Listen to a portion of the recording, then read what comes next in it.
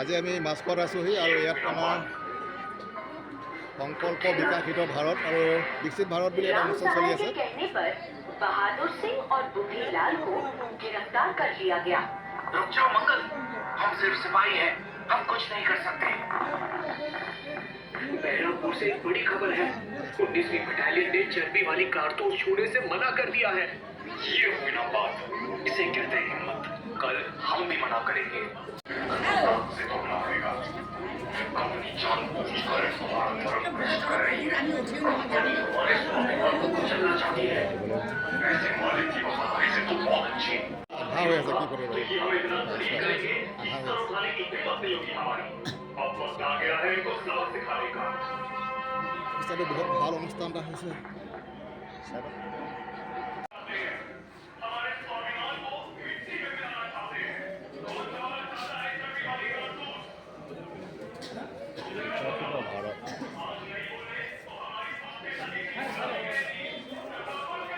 লগতে আমাৰ আজি সভাখন চলাই যাবৰ বাবে আমি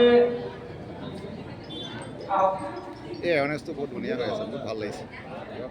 সভাখন চলাই যাবৰ বাবে ইতিমধ্যে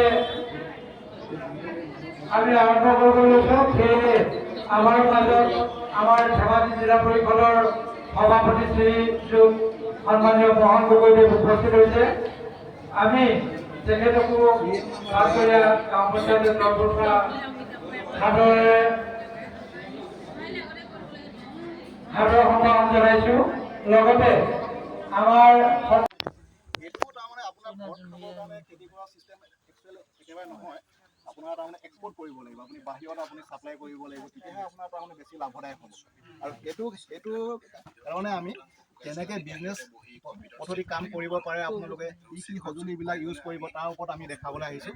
আৰু আপোনালোকে এইবিলাক আঁকোৱালি ল'ব। এই সঁজুলিবিলাকৰ অবিহনে আপোনালোকে ছাকচেছ হ'ব নোৱাৰে। খেতিতটো একেবাৰে নোৱাৰে তাৰমানে।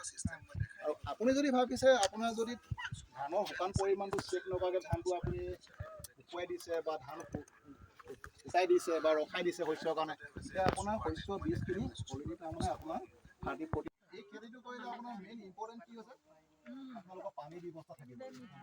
ইৰিগেশ্যন মাষ্ট টাউন, যদি পানীৰ ব্যৱস্থা নাই এইটো আপোনালোকে কৰিলে আপোনালোকৰ নিশ্চয় হ'ব।